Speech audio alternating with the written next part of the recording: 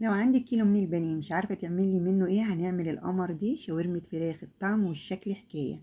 اول حاجة عندي كيلو من البانيه غسلته كويس جدا وحطيته في المصفى، صفى المية خالص.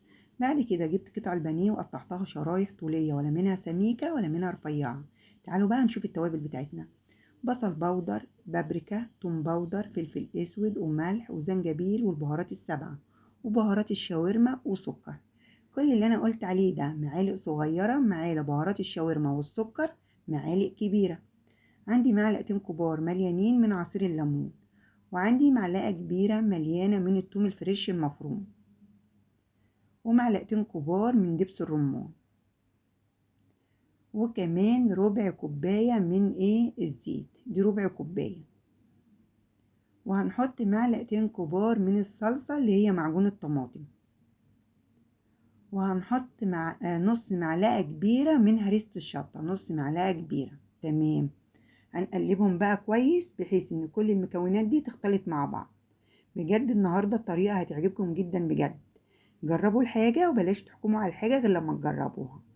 قلبنا التتبيلة كويس جدا، حطيها بقى على على الشاورما وقلبيها كويس بحيث ان كل قطعة تتغلف كويس جدا من التتبيلة. بعد ما بقلبهم كويس جدا مع التتبيلة بضيف علبة زبادي اللي هي مقدار 170 جرام من الزبادي، واقلب بقى الشاورما كويس جدا مع الزبادي، واغطي الشاورما واسيبها لمدة ساعتين في التلاجة عشان تاكلي شاورما طعمها حلو.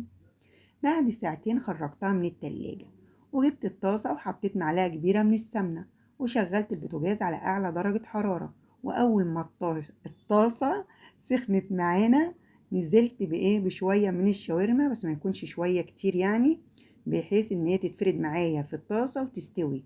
ما يعني الحبة دول حلوين جدا. اول ما تاخد لون من تحت بقلبها على الوش التاني، بقلبها دقيقتين اتنين بس وبخرجها من الطاسة. وليه بقول لكم على اعلى درجة حرارة؟ عشان الشاورما ما تجيبش المية بتاعتها، فلازم تسوي الشاورما على اعلى درجة حرارة. تمام. وما ينفعش تحطي كل كمية الشاورما دي في طاسة مرة واحدة. انا كمية الشاورما دي حطيتهم في الطاسة على 4 مرات. تمام كده. خرجت الشاورما. رحت ماسحة الطاسة بمنديل من مناديل المطبخ، وحطيت معلقة كبيرة من السمنة، وحطيت اخر كمية من الشاورما. دي كانت الحطة الرابعة. فردت الشاورما زي ما انتوا شايفين في الطاسة، واول ما بتاخد لون من تحت بقلبها على الوش التاني، بقلبها لمدة دقيقتين اتنين بس وبخرجها من الطاسة. مفيش اسهل واحلى من كده. بجد الطريقة النهاردة سهلة جدا، واحنا كلنا بنحب الشاورما. طلعت الشاورما من الطاسة، في نفس الطاسة هتحطي بصلاية وسط تكوني مقطعاها جوانح زي ما انت شايفة كده في نفس الطاسة. لو عايزة الطاسة سمنة حطي سمنة. حطيت هنا نص معلقة صغيرة من الملح ونص معلقة صغيرة من الفلفل الأسود. هنبتدي بقى نقلب البصلاية بتاعتنا لغاية ما تدبل معانا. أنا مش عاوزة البصلاية تحمر ولا أي حاجة، أنا بس عاوزاها تدبل. أول ما البصلاية تدبل معاكي يا ست الكل زي ما انت شايفة كده، هتضيفي كمية الشاورما.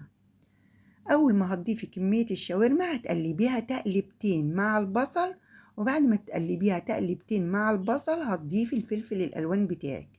اول ما بتضيفي الفلفل قلبيها تقلبتين برضو وغطيها بغطا وسيبيها لمدة 3 دقايق على درجة حرارة متوسطة. بعد 3 دقايق رفعت الغطا وكانت الشاورما تمام التمام. ريحتها بجد ريحتها حلوة جدا، طعمها حلو جدا. بجد بلاش تحكموا على الحاجة غير لما تجربوها.